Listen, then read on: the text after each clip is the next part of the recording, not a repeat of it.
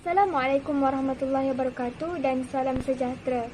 Kami daripada Kumpulan 9 akan membentangkan isu yang bertajuk fenomena cabaran maklumat palsu di media sosial dan impaknya terhadap masyarakat.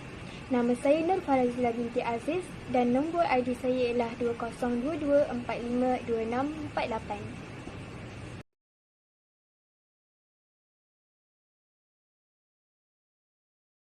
Seterusnya, saya akan membentangkan terlebih dahulu pendahuluan berkaitan isu ini. Pertama sekali, apakah itu berita palsu? Berita palsu boleh didefinisikan sebagai sejenis propaganda yang terdiri daripada penyebaran maklumat yang tidak sahih atau bahasa lainnya olok-olok secara sengaja yang pada masa kini disebarkan melalui media penyiaran dan juga media sosial secara berleluasa. Impak perkara tidak berhemah ini secara langsung menjadikan liputan berita yang benar telah terjejas serta menimbulkan fitnah kepada sesuatu pihak. Tidak dinafikan, perkembangan jaringan internet yang semakin pesat menjadi salah satu punca meluasnya perbuatan yang tidak berhemah ini, iaitu menyebarkan berita palsu. Jaringan internet yang pesat mewujudkan masyarakat digital yang cenderung melakukan perkara yang tidak berhemah dan juga mendatangkan keburukan kepada diri sendiri serta masyarakat sekeliling dan juga negara. Seharusnya platform digital yang semakin meluas pada masa ini dimanfaatkan sebagai kemudahan untuk berkomunikasi, berinformasi dan juga berbisnes. Namun, kewujudan sesetengah masyarakat yang tidak bertanggungjawab menggunakan platform ini secara tidak sebaiknya mengakibatkan ketidakharmonian dalam kalangan masyarakat serta menggugat kestabilan negara. Tambahan lagi, menjelang musim pilihan raya yang umum yang ke-15 ini ataupun PRU15 ini, ramai individu-individu yang tidak bertanggungjawab melakukan posting-posting yang boleh memberikan impak buruk terhadap masyarakat dan negara dalam aspek pentadbiran negara umumnya. Dalam perspektif agama pula, apakah itu hukum menyebarkan maklumat palsu? Menyebarkan maklumat palsu dalam perspektif agama Islam adalah haram. Ini kerana ia boleh mendatangkan keburukan kepada sesuatu pihak ataupun mudarat kepada sesuatu pihak. Ini adalah berdasarkan firman Allah dalam surah An-Nur ayat ke-19 yang bermaksud, sesungguhnya orang-orang yang suka menghebahkan tuduhan-tuduhan yang buruk dalam kalangan orang-orang yang beriman, mereka akan beroleh azab yang tidak terperi sakitnya di dunia dan di akhirat. Dan ingatlah, Allah Maha mengetahui segala perkara sedang kamu tidak mengetahui. Jadi itu sahaja untuk pendahuluan. Terima kasih. Assalamualaikum warahmatullahi wabarakatuh. Nama saya Nuri Natasha binti Johari. Nombor kad pelajar saya 2022865296. Saya dari Kumpulan 9. Saya ingin membentangkan tentang yang tak ada masalah. Statistik Suruhanjaya Komunikasi dan Multimedia Malaysia MCMC menunjukkan sehingga Disember 2018, Malaysia mempunyai 28.7 juta pengguna internet yang merupakan 87.4% daripada jumlah penduduk negara ini.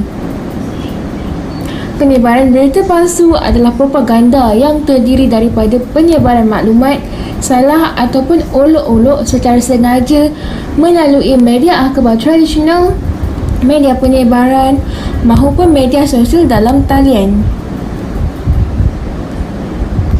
Media sosial kini sering dikaitkan dengan penyebaran fitnah yang dikatakan memberi kesan buruk kepada masyarakat serta kestabilan ekonomi dan negara.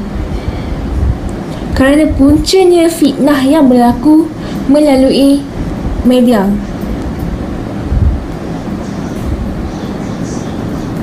kaedah yang sesuai untuk mengurangkan fitnah di media sosial haruslah diperolehi untuk memberi kesedaran kepada masyarakat akan bahayanya fitnah di media sosial berkenaan.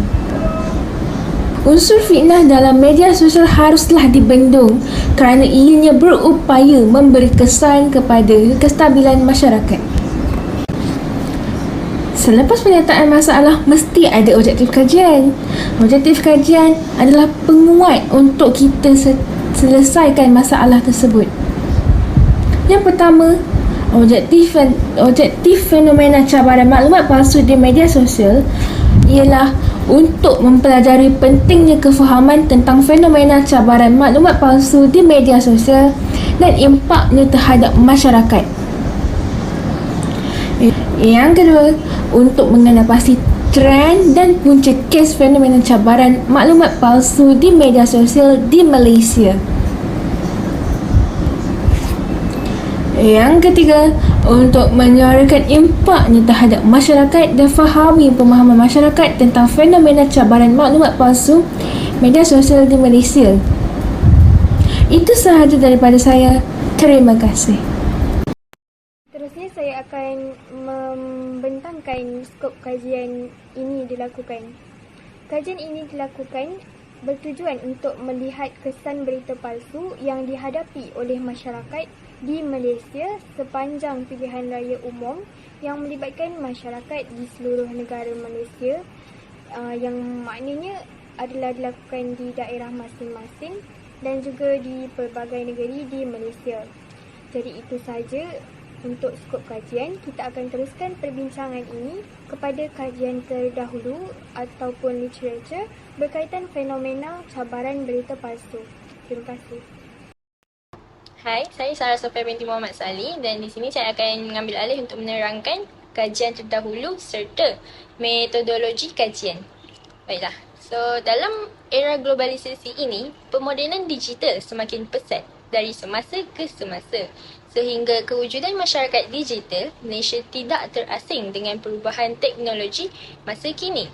Menurut artikel Afiq Arifin menerusi Astro Awarni bertajuk Kerajaan Perlu Main Peranan Terap Etika Penggunaan Media Sosial oleh pensyarah di Fakulti Media dan Komunikasi Taylor's University, iaitu Prof. Dr. Ali Salman berkata media sosial kini mempengaruhi sebahagian hidup rakyat. Oleh itu, penggunaan laman tersebut secara beretika adalah penting. Katanya lagi, media sosial adalah sebahagian daripada hidup kita. Pada masa kita menggunakan media sosial, kita hendaklah menjadi pengguna yang bertanggungjawab dengan mematuhi etika penggunaan media sosial. Berdasarkan apa yang dikatakan Prof. Dr. Ali Salman, kita perlu mewar-warkan etika penggunaan media sosial ini di seluruh negara. Malah, kita boleh mendidik rakyat menerusi televisyen, radio dan surat khabar secara berterusan bagi mengelakkan berlakunya penyelewengan isu semasa atau penyebaran berita palsu. Kerajaan kita terdahulu pernah melakukan penyebaran maklumat berhubung etika penggunaan media sosial, tetapi ia masih tidak mencukupi.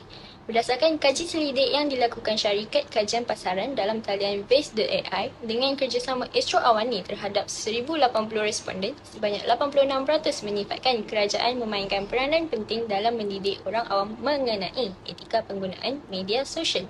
Manakala 61% daripada responden berkenaan juga menyatakan bahawa pihak kerajaan kurang mendidik orang awam mengenai etika penggunaan media sosial. Hasil kaji selidik tersebut menunjukkan keputusan majoriti masih kurang pengetahuan tentang etika penggunaan media sosial. Hal ini antara punca-punca masyarakat di Malaysia akan mudah terpengaruh dengan berita palsu yang disampaikan tanpa usul periksa kesahihannya. Akibat dari perkara ini, masyarakat akan sentiasa hidup dalam penipuan antara masyarakat yang tidak bertanggungjawab dalam menyebarkan berita palsu. Seterusnya adalah metodologi kajian. Metodologi kajian dalam penulisan ini dilakukan dengan beberapa cara. Salah satu kaedah yang digunakan ialah kaedah pengumpulan data. Kami memanfaatkan penggunaan internet untuk mendapatkan maklumat tambahan dari laman sesawang yang berkaitan untuk dijadikan sebagai bahan rujukan. Selain itu, kami juga telah menjalankan tinjauan atau survei berkaitan fenomena cabaran maklumat palsu di media sosial di Malaysia. dan impaknya terhadap masyarakat. Hasil tinjauan telah memperolehi sejumlah 31 orang responden yang telah melibatkan diri dalam soal selidik kami kendalikan. Responden terdiri daripada pelajar UiTM Shah Alam dan kenalan terdekatnya menggunakan media sosial. Tinjauan ini bertujuan untuk menilai sejauh mana masyarakat cakna tentang penyebaran berita palsu dan bagaimana mereka berdepan dengan perkara tersebut. Seterusnya, dapatan kajian akan diambil alih oleh Anis dan Nisa.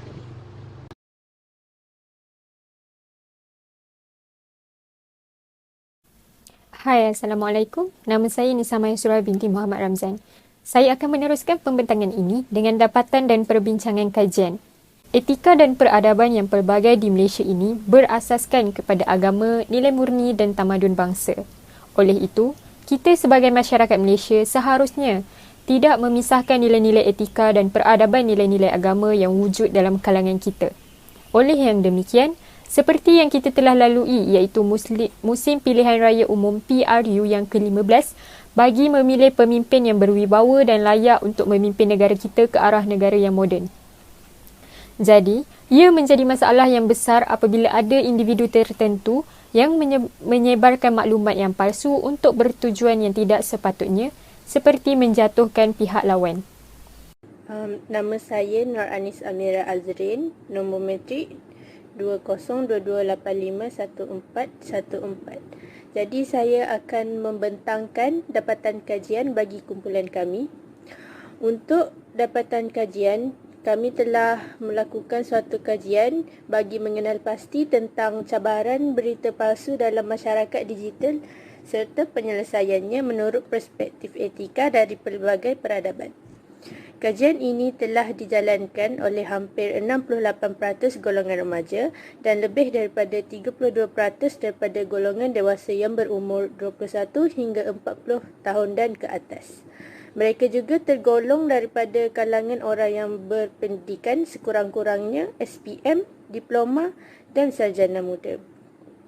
Seterusnya, dapatan kajian mendapat keputusan di mana hampir 64.5% daripada mereka bersetuju bahawa terdapat individu-individu yang sukarela menyebarkan berita yang tidak benar pada masa kini bagi mengelirukan masyarakat akan pilihan masing-masing. Hal ini menunjukkan betapa besar impak penyebaran berita palsu melalui media digital yang semestinya menghasilkan perspektif yang berbeza bagi setiap individu tersebut.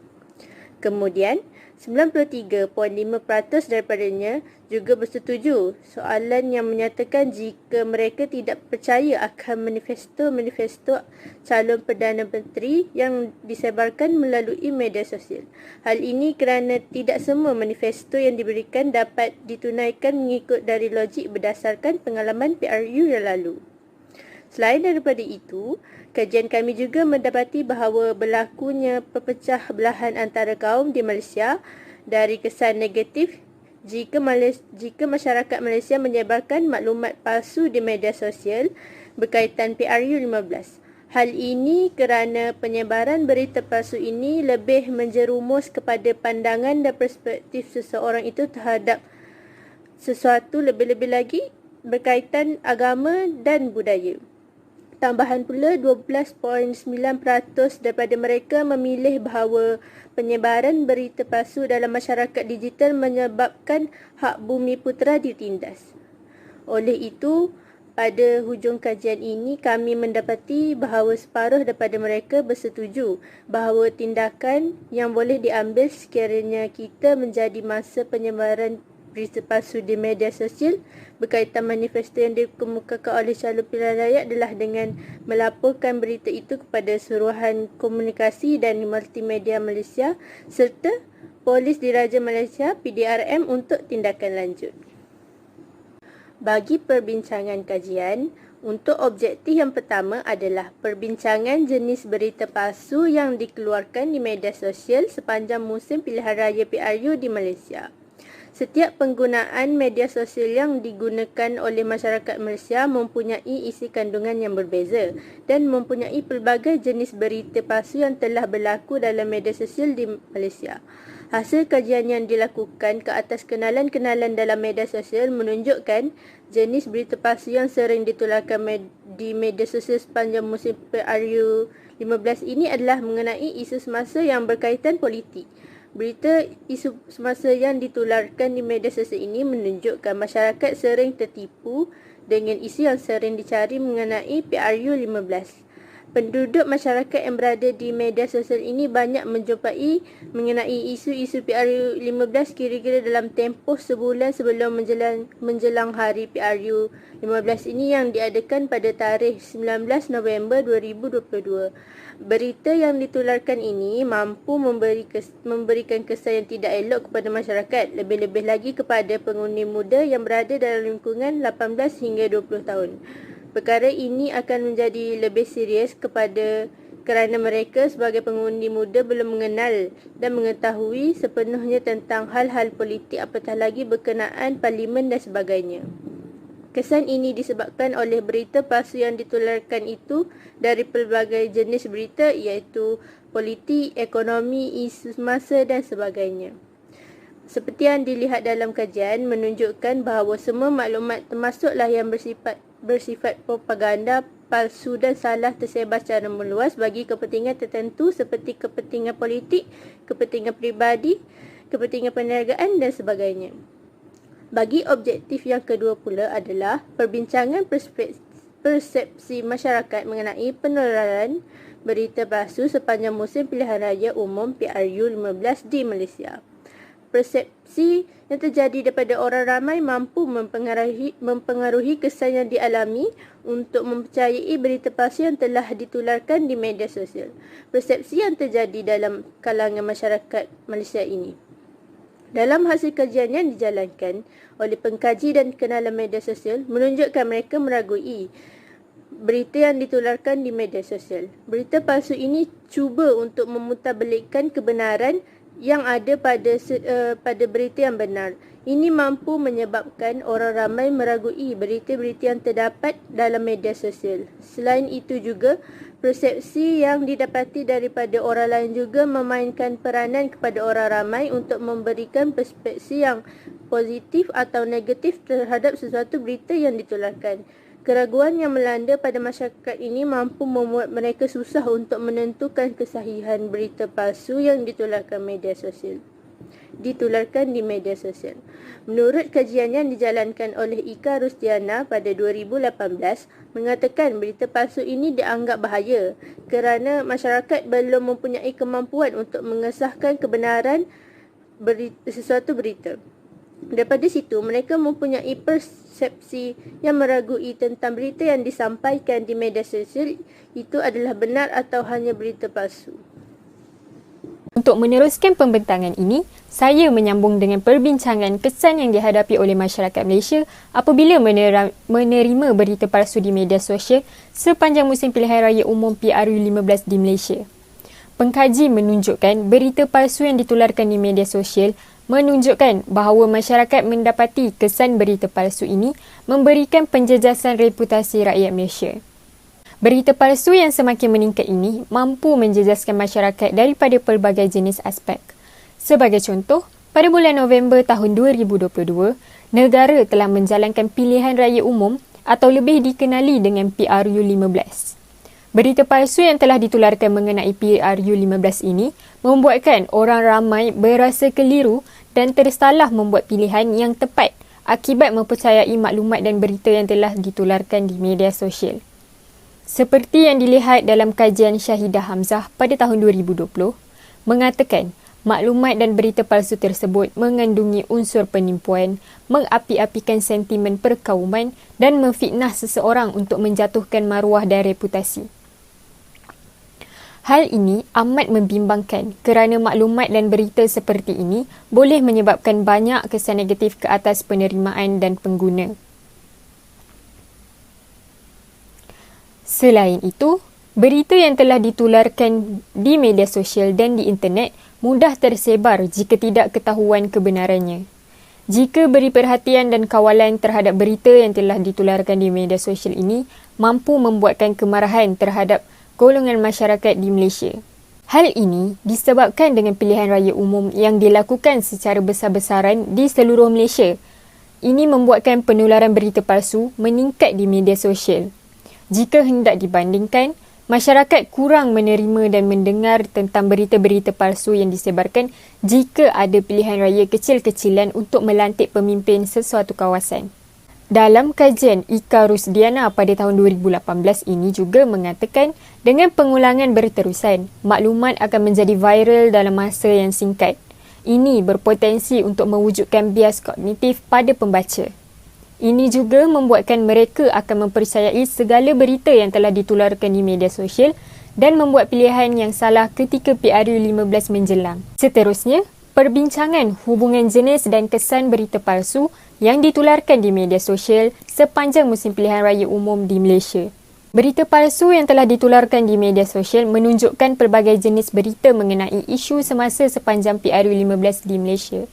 Kebanyakan berita palsu yang sering ditularkan mengenai PRU15 seperti yang dilihat, maklumat yang diberikan di media sosial hanyalah palsu dan ia memberikan kesan kepada orang ramai sepanjang musim pilihan raya umum ini. Kesan yang mereka bakal hadapi ialah penjejasan reputasi masyarakat di Malaysia. Seperti yang dilihat menerusi Timbalan Pengerusi SPR Dr. Azmi Sharom mengatakan antara maklumat palsu yang menular antaranya ialah dakwaan palsu bahawa masyarakat tidak dibenarkan memakai seluar pendek dan selipar. Berita palsu ini sedikit sebanyak menimbulkan perasaan marah dan akan menyebabkan segelintir penduduk malas menunaikan tanggungjawab mereka terhadap negara. Dalam kajian David Saputra pada tahun 2020 juga menyatakan masyarakat tidak harus segera mempercayai maklumat yang tersebar sebelum mengetahui kebenarannya kerana maklumat itu boleh membahayakan pihak lain kerana boleh menyebabkan keresahan dan kekeliruan. Isu semasa di media sosial sepanjang musim pilihan raya umum ini memainkan peranan dalam mempengaruhi minda masyarakat di Malaysia, tidak kira pelbagai jenis golongan usia. Kita teruskan dengan perbincangan hubungan persepsi dan kesan berita palsu yang ditularkan di media sosial sepanjang musim PRU15 di Malaysia. Sepanjang musim PRU15 ini telah timbulnya beberapa perkara mengenai berita palsu di media sosial. Kebanyakannya mendapat SMS atau WhatsApp dari nombor yang tidak dikenali. Seperti yang dilihat, penularan berita palsu ini memberikan persepsi yang negatif kepada masyarakat. Mereka merasa meragui mengenai berita dan maklumat yang diperoleh dari media sosial. Keraguan yang dialami oleh masyarakat akan membuatkan mereka salah meletakkan kepercayaan. Hal ini membuatkan mereka yang meragui maklumat tersebut terus mempercayai mengenai berita tersebut kerana telah berulang kali keluar di dalam media sosial mereka. Perkara ini akan membuatkan mereka terpengaruh dengan berita yang disebarkan di media sosial dan kesannya memberikan kekeliruan, punca ketegangan dalam masyarakat dan sebagainya. Menerusi kajian yang dijalankan oleh Ali Salman pada tahun 2018 mengatakan dalam suasana maklumat yang datang dari pelbagai sumber ini membawa pelbagai perspektif dan mungkin bercampur baur antara yang betul dan yang salah. Semua perkara juga boleh tersebar dengan mudah, termasuklah maklumat palsu dan propaganda yang sengaja disebarkan untuk kepentingan pihak tertentu. Malah kandungan maklumat tersebut boleh menimbulkan keraguan dan sukar untuk diterima serta dipercayai oleh pengguna.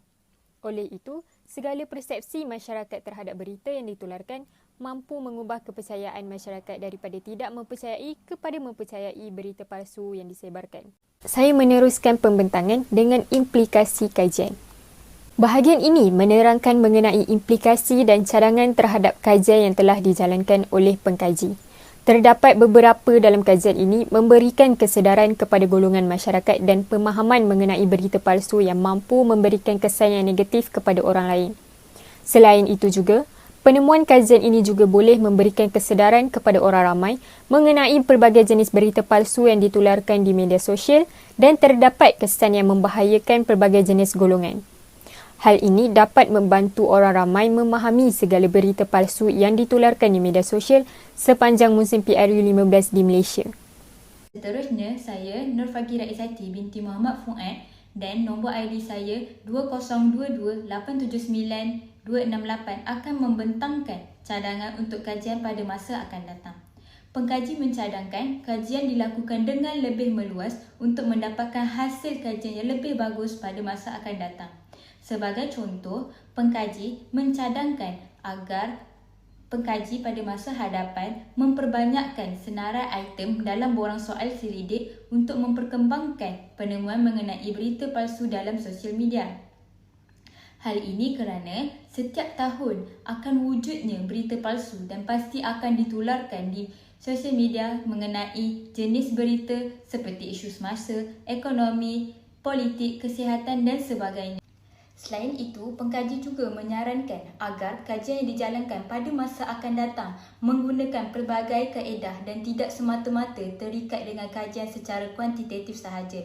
Kaedah kajian campuran iaitu penggunaan kaedah kuantitatif dan kualitatif wajar digunakan untuk mendapatkan jawapan yang lebih berbeza dan juga jawapan yang lebih tepat. Hasrat pengkaji adalah untuk menitik beratkan dan tidak memandang enteng terhadap berita palsu yang disebarkan. Setiap kali pilihan raya umum diadakan walaupun ianya tidak diadakan setiap tahun. Ini kerana isu politik adalah sangat penting dan tidak boleh membiarkan rata-rata rakyat Malaysia menerima dan mempercayai maklumat palsu supaya mereka yakin dalam membuat keputusan yang tepat untuk membentuk kerajaan di Malaysia. Secara keseluruhannya, media massa dan media sosial merupakan alat telekomunikasi yang penting pada era globalisasi kini. Teknologi yang wujud dan telah digunakan pada masa kini tidak salah, tetapi pengaruh penyebaran berita dan maklumat palsu melalui media sosial oleh masyarakat makin dirasakan dari semasa ke semasa. Oleh itu, bagi mengatasi penyebaran berita palsu ini, beberapa langkah haruslah diambil sebelum isu ini tidak dapat dikawal. Sebagai contoh, menyiasat kesahihan maklumat yang ingin disampaikan terlebih dahulu dengan cara menyiasat page individu yang kongsikan link berita tersebut. Adakah link itu daripada laman web yang berautoriti dalam mengeluarkan berita ataupun sekadar menggunakan platform percuma semata-mata. Selain itu, penguatkuasaan undang-undang oleh pihak berkuasa perlu diambil. Dengan ini, pengguna media sosial akan berasa lebih takut untuk menyebarkan berita palsu. Walau bagaimanapun, setiap pengguna, ibu bapa, masyarakat dan kerajaan haruslah berganding bahu menyelesaikan isu ini untuk melahirkan pengguna media sosial yang beretika dan diharapkan agar pengguna media sosial menggunakan media sosial untuk menyebarkan berita yang sahih sahaja supaya tiada lagi berita palsu yang tersebar di media sosial. Ini sahaja daripada kumpulan kami. Sekian, terima kasih.